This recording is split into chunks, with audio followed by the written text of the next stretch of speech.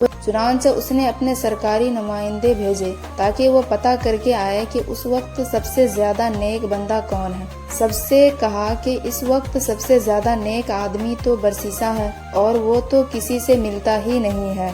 बादशाह ने कहा कि अगर वो किसी से नहीं मिलता तो उनके पास जाकर मेरी तरफ से दरख्वास्त करो कि हम आपके पास आ जाते हैं। कुछ आदमी बरसीसा के पास गए।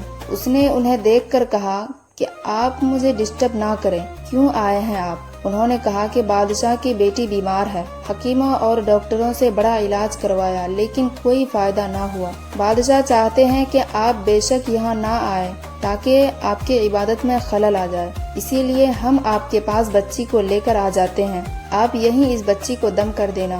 हमें उम्मीद है कि आपके दम करने से वो ठीक हो जाएगी। उसके दिल में ख्याल आया कि हाँ, मैंने एक दम सीखा तो था, उस दम को आजमाने का ये अच्छा मौका है। चलो ये तो पता चल जाएगा कि वो दम ठीक भी है या नहीं। चुनांचे उसने उन लोगों को बादशाह की बेटी को लाने की इजाजत दे दी।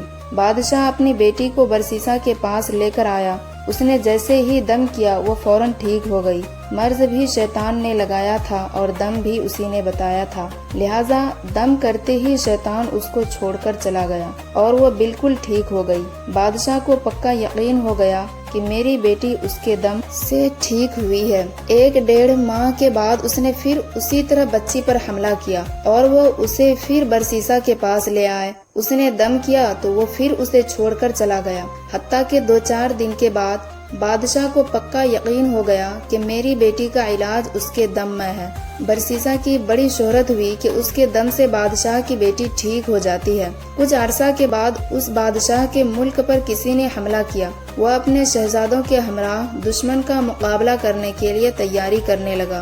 अब बादशाह सोच में पड़ गया कि अगर जंग में जाए तो बेटी को किसके पास छोड़ कर जाए। किसी ने मशवरा दिया कि किसी वजीर के पास छोड़ जाए और किसी ने कोई और मशवरा दिया। बादशाह कहने लगा कि अगर उसको दोबारा बीमारी लग गई तो फिर क्या बनेगा। बरसीसा तो किसी की बात भी नहीं सुनेगा। चुनांचे बादशाह ने कहा कि मैं खुद बरसीसा के पास अपनी बेटी को छोड़ जाता हूँ। देखो शैतान कैसे जोड़ मिला रहा है। बादशाह अपने तीनों बेटी और बेटे को लेकर बरसीसा के पास पहुंच गया और कहने लगा कि हम जंग पर जा रहे हैं। जिंदगी और मौत का कोई पता नहीं।